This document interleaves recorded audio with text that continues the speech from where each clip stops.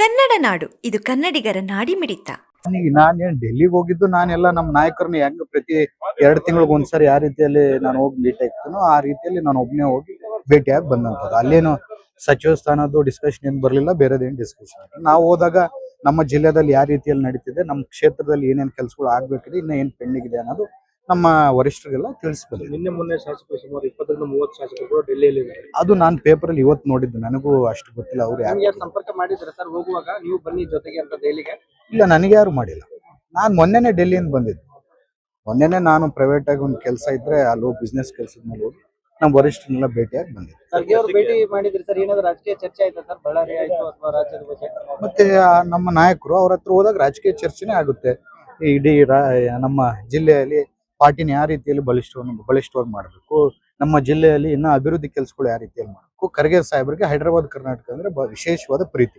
ಇನ್ನ ಹೈದರಾಬಾದ್ ಕರ್ನಾಟಕದಲ್ಲಿ ಇನ್ನ ಏನೇನು ಅಭಿವೃದ್ಧಿ ಕೆಲಸಗಳು ಮಾಡಿದ್ರೆ ಚೆನ್ನಾಗಿರುತ್ತೆ. ನಿಮ್ಮಂತ ಯುವಕರು ಹೈದರಾಬಾದ್ ಕರ್ನಾಟಕದಲ್ಲಿ ಇನ್ನ ಕಲ್ಯಾಣ ಕರ್ನಾಟಕದಲ್ಲಿ ಇನ್ನ ಅತಿ ಹೆಚ್ಚು ಸಂಖ್ಯೆಯಲ್ಲಿ ರಾಜಕೀಯಕ್ಕೆ ಬಂದ್ರೆ ನಮ್ಮ ಪ್ರಾಂತ್ಯಕ್ಕೆ ಅನುಕೂಲ ಆಗುತ್ತೆ ಅಂತ ಹೇಳಿ ಖರ್ಗೆ ಸಾಹೇಬ್ ಒಂದು ಅಭಿಪ್ರಾಯ. ಸದ್ಯಕ್ಕೆ ಒಂದು ಬಹಳ ಚರ್ಚೆ ಆಗ್ತಾ ಇದೆ. ಅಂದ್ರೆ ಕುಮಾರಸ್ವಾಮಿ ಅವರಾಗಿದ್ದು, ಜಮೀರ್ ಅಹಮದ್ ಅವರು ಇನ್ನು ಮಾತುಕತೆ ಮಾಡ್ತಾ ಇದಾರೆ ಅಂತ, ಪಕ್ಷ ತೋರಿತಾರೆ ಅನ್ನೋ ಚರ್ಚೆಗಳಾಗ್ತಿದೆ.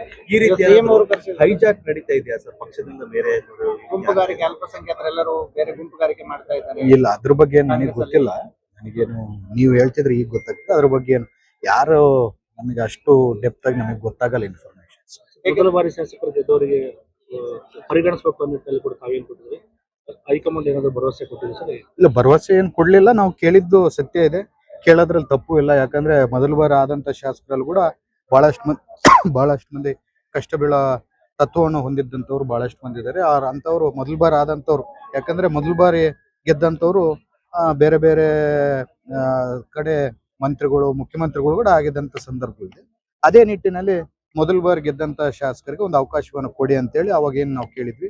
ನಮ್ಮ ಮೊದಲ ಬಾರಿ ಗೆದ್ದಂತವ್ರದಲ್ಲಿ ಯಾರಿಗೆ ಆಪ್ ಪರ್ಸನ್ಸ್ ಇರ್ತಾರೋ ಅಂತವ್ರಿಗೆ ಕೊಟ್ರೆ ಪಕ್ಷಕ್ಕೆ ಕೂಡ ಅನುಕೂಲ ಆಗುತ್ತೆ ಅಂತೇಳಿ ಒಂದು ರಿಕ್ವೆಸ್ಟ್ ಮಾಡಿದ್ವಿ. ಸರ್, ಈಗ ಬಳ್ಳಾರಿಯಲ್ಲಿ ನೀರಿನ ಸಮಸ್ಯೆ ಬಹಳ ಇದೆ. ನೀರು ಬರೋದು ಇಲ್ಲ, ಬಳ್ಳಾರಿಯಲ್ಲಿ ಇಷ್ಟಕ್ಕೆ ಮುಂಚೆ ಏನಾಗಿತ್ತು, ಡ್ಯಾಮ್ ಗೇಟ್ಸ್ ಏನು ರಿನೋವೇಷನ್ ಹೊಸವಾಗಿ ಮಾಡ್ಬೇಕಂತದಕ್ಕೋಸ್ಕರ ನಾವು ನೀರು ತಗೊಳಕ್ ಆಗಿರ್ಲಿಲ್ಲ. ನಾವು ಒಂದು 5th 6th ತಾರೀಕಿಗೆ ನಮ್ಮ ನೀರು ನಮಗೆ ಡ್ಯಾಮ್ ಗೇಟ್ಸ್ ಅವೆಲ್ಲ ಆದ್ಮೇಲೆ ನಮ್ಮ ನೀರು ನಮ್ಮ ಅಲಾಟ್ಮೆಂಟ್ ಸಿಕ್ಕಿದೆ. ಈಗ ಅಷ್ಟು ತೊಂದರೆ ಆಗಲ್ಲ, ಯಾಕಂದ್ರೆ ಡ್ಯಾಮ್ ಗೇಟ್ಸ್ ಇಂದ ನಾವು ನೀರು ತಗೊಂಡಿರ್ಲಿಲ್ಲ. ಅದು ಈಗ ಮೊನ್ನೆ 6ನೇ ತಾರೀಕಿಗೆ ನಾವು ನೀರನ್ನು ಬಿಡಿಸ್ಕೊಂಡಿದ್ವಿ. ಈಗೇನು ತೊಂದರೆ ಆಗಲ್ಲ. ನೀವು ಅದು ಹೋದಾಗ ನಿಮಗೂ ಹೇಳಿದ್ದೆ ಲಾಸ್ಟ್ ಟೈಮ್ ಕೆರೆ ವಿಸಿಟ್ ಬಂದಾಗ. ಸರ್, ಈಗ ದಾವಣಗೆರೆ ಉಪಚುನಾವಣೆ ಬಳಿಕ ಈಗ ಅಲ್ಪಸಂಖ್ಯಾತರು ಎಲ್ಲರೂ ಕೂಡ ಈಗ ಅವ್ರು ಸಪೋರ್ಟ್ ಮಾಡಲಿಲ್ಲ ಕಾಂಗ್ರೆಸ್ಗೆ ಅನ್ನೋದು ದೊಡ್ಡ ಮಟ್ಟದ ಚರ್ಚೆ ನಡೀತಾ ಇದೆ ಸರ್. ಇಲ್ಲ, ನನಗೆ ಗೊತ್ತಿದ್ದಂಗೆ ನನ್ನ ಮಾಹಿತಿ ಪ್ರಕಾರ ಅಲ್ಪಸಂಖ್ಯಾತರು ಸಪೋರ್ಟ್ ಮಾಡಿ ಕಾಂಗ್ರೆಸ್ಗೆ ಅವ್ರು ಟಿಕೆಟ್ ಕೇಳಿರ್ಬೋದು. ಏನಾದ್ರು ರಿಸಲ್ಟ್ ಏನಾದ್ರು ಪಕ್ಷದ ಮೇಲೆ ಪ್ರಭಾವ ಬೀರಬಹುದು ಸರ್? ಏನಾದ್ರು ರಿಸಲ್ಟ್ ಗೆದ್ದೆ ಗೆಲ್ತೀವಿ, ಅದ್ರಾಗ ಏನು ಪಕ್ಷದ ಮೇಲೆ ಏನು ಪ್ರಭಾವ ಬೀಳಲ್ಲ. ನಾವೇ ಗೆಲ್ಲೋದೇ ಇದ್ದಾಗ. SDPI ಅಭ್ಯರ್ಥಿಗೆ ಫಂಡಿಂಗ್ ಮಾಡಿದ್ದಾರೆ ಜಮೀರ್ ಅಹಮದ್ ಅವರು. ಇಲ್ಲ, ಲೀಡ್ ಕಡಿಮೆ ಆಗುತ್ತೆ ಅನ್ನೋದು ಅಲ್ಲ, ಅಲ್ಲಿ ಏನು ಲೀಡ್ ಕಮ್ಮಿ ಆಗೋದು ನಾರ್ಮಲ್, ಅವೆಲ್ಲ ನಡೀತಾನೆ ಇರುತ್ತೆ. ಏನ್ ಪ್ರತಿ ಸಾರಿ ಎಲೆಕ್ಷನ್ ನಡೆದಾಗ ಒಬ್ರು 50,000 ಗೆಲ್ತಾರೆ, 30,000 ಗೆಲ್ತಾರೆ ಅನ್ನೋದು. 1 ಓಟಿಂದ ಗೆದ್ರು ಗೆಲ್ತಾರೆ. ಯಾಕಂದ್ರೆ ಫಸ್ಟ್ ಟೈಮ್ 2 ಕ್ಷೇತ್ರ ಗೆಲ್ತಾರೆ. ಯಾಕಂದ್ರೆ ನಮ್ ಗ್ಯಾರಂಟಿ ಸ್ಕೀಮ್ಗಳು ಆ ರೀತಿಯಲ್ಲಿ ಇದೆ, ಜನಕ್ಕೆ ರೀಚ್ ಆಗ್ತದೆ. ಸರ್, ಯುವಕರಿಗೆ ಜಾಸ್ತಿ ಇನ್ನೊಂದು ಇಲ್ಲಿ ಜಿಮ್ ಆಗ್ತಾ ಇದೆ, ಸ್ವಲ್ಪ ಆಮೆಗತ್ತಲ್ಲಿ ನಡೀತಾ ಇದೆ. ನಾನು ಅವರು ಕೂಡ ಇಲ್ಲಿ ಜಿಮ್ ಏನ್ ಮಾಡ್ತಿದ್ದೀವಿ ಅವ್ರು ಕೂಡ ಕರೆಸಿ ಮಾತಾಡ್ತೀನಿ. ಇಲ್ಲಿ ನಾನು ಉದ್ದೇಶಪೂರ್ವಕವಾಗಿ ನಾನು ನಾಗೇಂದ್ರಣ್ಣವ್ರು ಮಂತ್ರಿ ಆದಾಗ ಅವ್ರ ಕ್ಷೇತ್ರಕ್ಕೆ ಕೂಡ ಅವ್ರು ದುಡ್ಡು ಕೊಡ್ಲಿಲ್ಲ.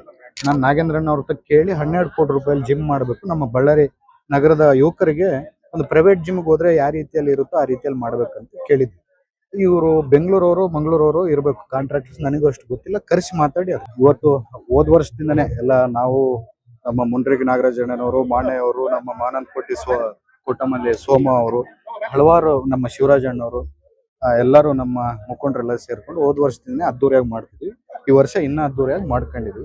ಯಾಕಂದ್ರೆ ಅಂಬೇಡ್ಕರ್ ಅವ್ರ ಮೇಲೆ ಒಂದು ಗೌರವ, ಅವರು ಬರೆದಂತ ಸಂವಿಧಾನದಿಂದ ಇವತ್ತೆಲ್ಲ ನಾವು ಒಂದು ಸ್ಥಾನಮಾನಕ್ಕೆ ಬಂದಿದ್ವಿ.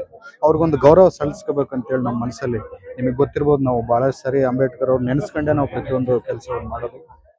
ಅದೇ ರೀತಿಯಲ್ಲಿ ಆ ಮಹಾನ್ ವ್ಯಕ್ತಿಗೆ ಒಂದು ಗೌರವ ನಮನ ತರ ಇರ್ಬೇಕಂತೇಳಿ ಇವತ್ತು ಬಳ್ಳಾರಿಯಲ್ಲಿ ಅಂಬೇಡ್ಕರ್ ಹೆಸರಲ್ಲಿ ಒಂದು ಲೈಬ್ರರಿ ಮಾಡಬೇಕು ಇಲ್ಲ, ಈಗ ಹೇಳಿದ್ದೀನಿ, ನಮ್ಮ ಬಳ್ಳಾರಿಯಲ್ಲಿ ಅತಿ ಶೀಘ್ರದಲ್ಲಿ 10 ನಿಂದ 12 ಕೋಟಿ ರೂಪಾಯಲ್ಲಿ ಒಂದು ಬಾಬಾ ಸಾಹೇಬ್ ಅಂಬೇಡ್ಕರ್ ಅವರ ಹೆಸರ ಮೇಲೆ ಲೈಬ್ರರಿಯನ್ನು ಮಾಡ್ತಿದ್ವಿ. ಅಂದ್ರೆ ಡಿಜಿಟಲ್ ಲೈಬ್ರರಿ ಮತ್ತೆ ಎಲ್ಲಿ ನಮ್ಮ ಕರ್ನಾಟಕದಲ್ಲಿ ಎಲ್ಲಿ ಇರೋದಿಲ್ಲ ಅಂತ ಲೈಬ್ರರಿಯನ್ನು ಮಾಡ್ತಿದ್ವಿ. ಒಂದು ಡಿಸೈನ್ ಅನ್ನ ರಾಜಸ್ಥಾನಲ್ಲಿ ನಾವು ಹೋದಾಗ ನೋಡಿದ್ದೆ.